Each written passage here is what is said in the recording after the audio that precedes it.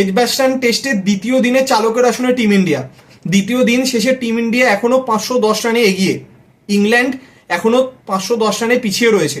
প্রথম ইনিংসে টিম ইন্ডিয়ার ফাইনালি 587 রানে অল আউট হয়ে যায় টিম ইন্ডিয়া, এবং শুভমান গিল তিনি যে ইনিংসটি খেলেছেন আউটস্ট্যান্ডিং, মাইন্ড ব্লোয়িং। কালকে আমরা এই বিষয় নিয়ে আলোচনা করছিলাম যে শুভমানকে লম্বা ইনিংস খেলতে হবে, যে কাজটা গত ম্যাচে তারা করতে পারেননি, যার কারণে 500 ক্রস করতে পারেনি team India.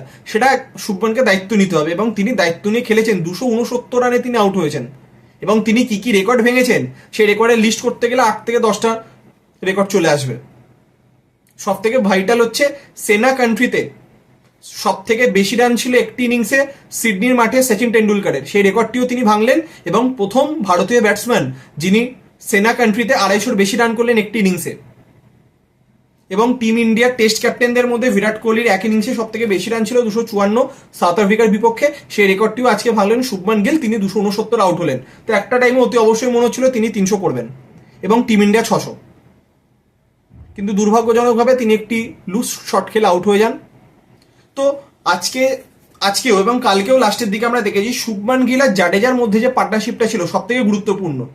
Jadeja deserving সেঞ্চুরিটি miss করেন, 389 রানে আউট হয়ে যান। তারপর নামেন ওয়াশিংটনও শুভমানের সাথে দুরন্ত ইনিংস খেলেন। তারপর জো রুটের বলে তিনি বোল্ড হয়ে যান। তারপর সেকেন্ড সেশন শেষ হয়, থার্ড সেশনে একটি লুজ শট খেলে 269 রানের মাথায় শুভমান গিল আউট হয়ে যায়। তো তারপর আকাশদীপ বলুন আর মোহাম্মদ সিরাজ তারাও আউট হয়ে যায়, 587-তে অল আউট হয়ে যায় টিম ইন্ডিয়া। এবং দিন শেষে ইংল্যান্ড 77 রানে 3 উইকেট, ডাকেট 0 এবং অলিপপও 0, দুজনকে 0 রান আউট করেন আকাশদীপ, এবং ক্রলিকে আউট করেন মোহাম্মদ সিরাজ। কিন্তু ক্রিজে এখনো রয়েছে জো রুট এবং হ্যারি ব্রুক। তো কালকে টিম ইন্ডিয়ার প্রথম লক্ষ্য হবে এই পার্টনারশিপটাকে ব্রেক করা, কারণ এই পার্টনারশিপ যদি দুটো সেশন খেলে যায় তাহলে কিন্তু 450 থেকে 500-র কাছাকাছি ইংল্যান্ড যাবে, এটা কনফার্ম ধরে নিতে পারেন। কারণ হ্যারি ব্রুক সেই রান রেট মেনটেন করেই ব্যাটিং করবে, এবং এই জুটিটাই তাদের কিন্তু মেন পার্টনারশিপ। এই জুটি যদি কালকে শুরুতেই যদি টিম ইন্ডিয়া ভেঙে দিতে পারে তাহলে কিন্তু কাজ অনেকটাই টিম ইন্ডিয়ার ফরে চলে আসবে।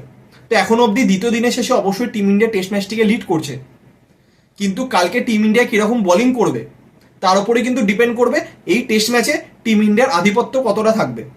এখানে যদি 300 থেকে 350-র মধ্যে যদি ইংল্যান্ডকে আটকে দেওয়া যায়, অন্তত যদি 200 রানের লিড যদি টিম ইন্ডিয়া নিতে পারে, এবং তারপরে যদি আরো যদি 300 রান চাপিয়ে যদি 500 রান টার্গেট দিতে পারে, তাহলে অতি অবশ্যই বলা যেতে পারে যে টিম ইন্ডিয়ার এই ম্যাচটা জেতার চান্স অনেকটা বেশি থাকবে। কিন্তু 400-র আশেপাশে কোনো টার্গেট ইংল্যান্ডকে দিলে সেটা কিন্তু আবারও 50-50 বা ইংল্যান্ডের ফরে বেশি চান্স থাকবে, কারণ তারা এখন যেরকম অ্যাগ্রেসিভ ক্রিকেট তারা খেলছে, 4, 4.5, 5 রান রেটে তারা খেলছে।